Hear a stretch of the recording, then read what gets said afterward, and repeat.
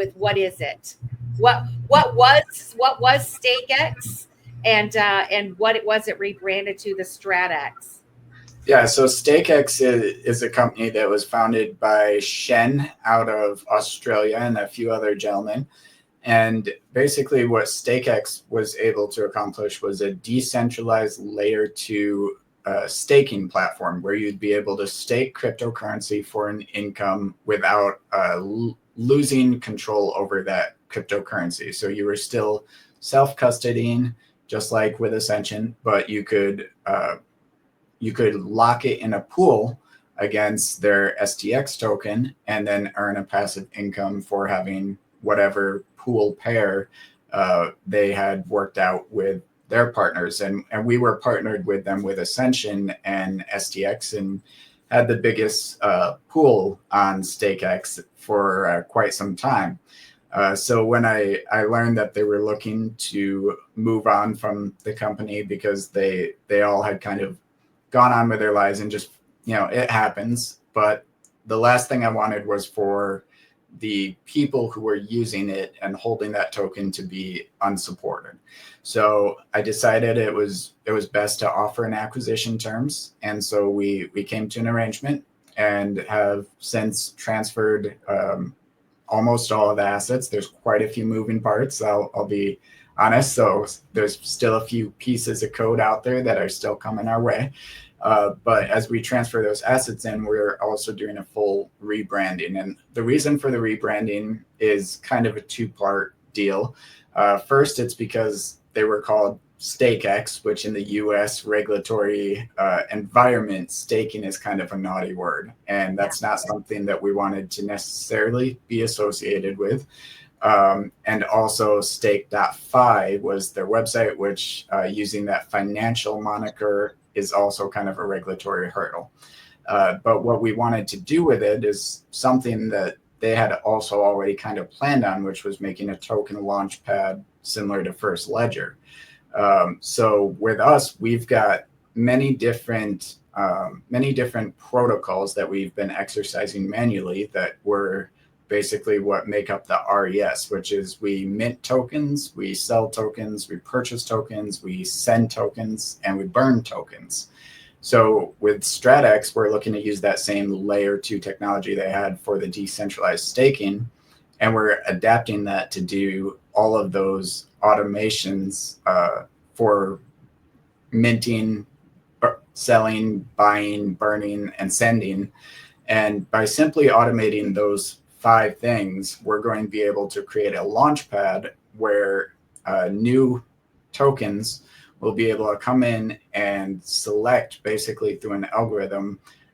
We want to set up an RES model distribution that mints so many tokens per month, sells them either monthly, weekly, daily, even hourly, depending on how they want to structure it. And then they can say, with this amount that's generated, we want 50% going to this wallet, 50% doing this, and et cetera, right? And they can break it down from there. So by automatically sending it out or using it to purchase and destroy another token, they'll be able to create passive incomes for their holders, or they'll be able to create an ongoing burn mechanism for any token, even if it's an already existing token. And they'll be able to create, more importantly, for the developers, an initial and immediate revenue stream. So we will allow them to use some part of those sales to basically make funds for the company for development funds, which is something that's sorely lacking throughout the entire space of cryptocurrency, but especially on the XRP Ledger, where there's very scarce and scant grants available, and there's not a lot of support. But by using StratX, they won't need to ask anybody or pitch anybody or propose to anybody what they need for their money. They only need to mint their token and market it and engage with their community, and they will be making money. And so that's a very powerful tool. And also it removes all of the hazards, such as the rug pulls and the potential for them to use that seed to go and mint an extra billion tokens and dump it and all those things. That can all go away with this automation process. Yeah. Well, when I heard you talking about it, so just so you know, Zoj and Will from TextRP pretty much helped me, and Amanda, Optimistic Prime, helped me create the token, the toe. I have not officially. We haven't put it out there yet because of all the reasons that you just said. I mean, I have quite an elaborate plan. Actually, I have like a 10-year plan. And you know, when you're thinking about the tokenomics of it, in your brain isn't like that. I mean, I understand the concept of it, but there's a lot of people that don't. They just have a cool idea, and they don't think of all these underlying issues that you just spoke about. And so you either have to be really trusted, that you are like, here's my white paper. Yep, everybody in the community thinks you're great, and you're not going to rug pull anybody. And oh, you destroyed the wallet, or black holed the wallet, and all all these whole complicated things that a lot of people might not understand how to do that.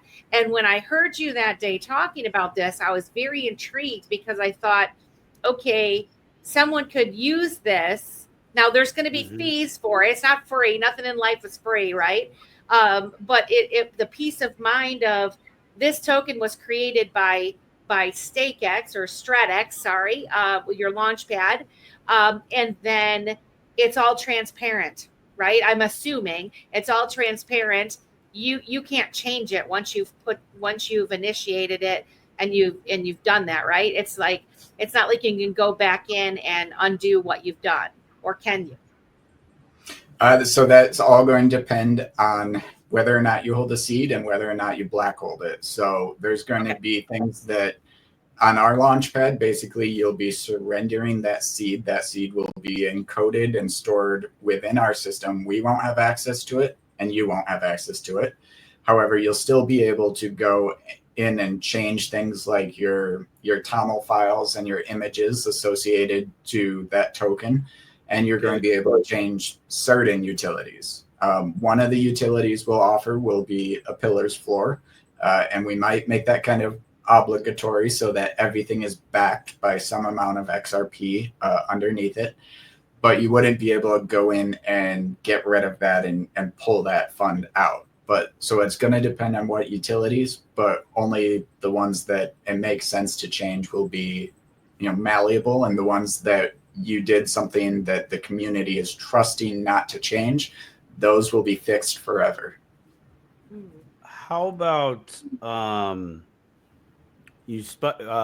utility? Some utilities, yes or no, would be a automatic distribution be considered a utility?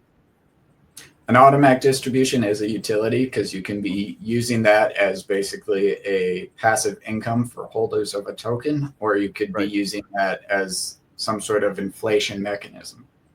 Okay. Groovy. Now, when you say change the utility, would that be more? I guess in my example, token holder receives a distribution. Let's just say monthly. Okay, but that's based on market conditions, and so those market conditions change, which would effectively change the amount of distribution.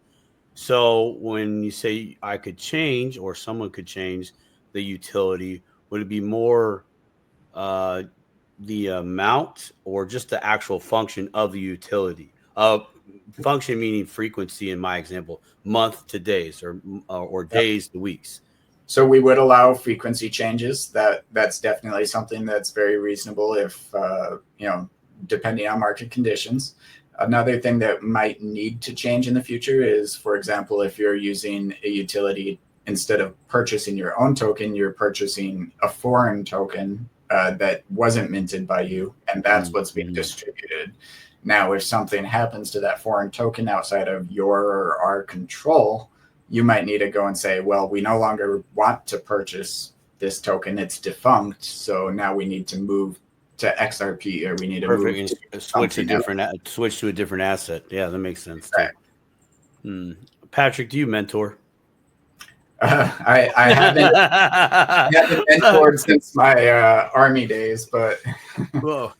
Well, okay. Well, we can start at the range. I'm good Yeah, I with that. mean, We can start at the range. you are a mentor. You are a mentor for a lot of people. You might not realize it, but I think there's a lot of people that are looking up to you, whether openly or secretly. It doesn't really matter, because you know, your projects are well thought out, and you know, so that's just my opinion. So if you were to create a token, using this launchpad, how easy would it be for someone to turn the project over to someone else? So, like, excuse me, Ooh, good I question. hear a lot. Question. I hear a lot about projects like Stone, for example, with X Meme. That was a defunct project. Like it got rugged. It was like all these issues. He kind of went in and he rescued it, and you know, he's trying to make it into something versatile and all of that. And there's a lot of people that have good intentions. They start a project, they have a wonderful community behind them, but for whatever reason, they just can't finish the job. And sometimes, you know, people have personal issues and they have to tap out. Would somebody be able to turn their project token over to someone else? Yeah, they definitely would be. So as long as they have the seed phrase to the wallet that they are using to access their account, because access to mint or launch a token will still be through a login through a wallet account.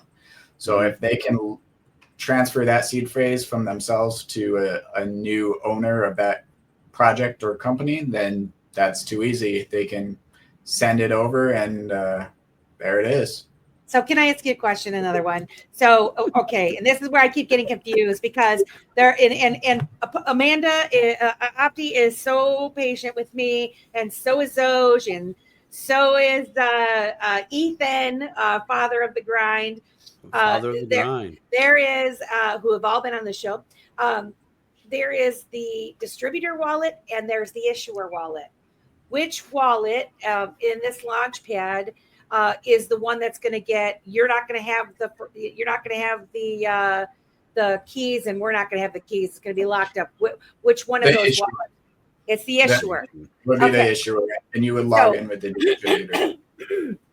Okay, so the issuer wallet is the key, and then you're going to would that be in so what is, when people talk about black holing a wallet, are they talking about black holing the issuer wallet, or are they talking about black holing a different wallet?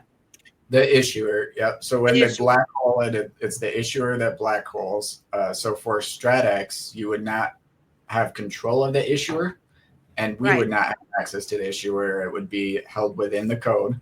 However, that would be non-black hole, which enables it to mint additional tokens, and it enables it with many more utilities. However, of course, that's something that much of the crypto community right now is unaccustomed to, having a token that has free minting ability. So by putting it into automation, that removes that trust factor.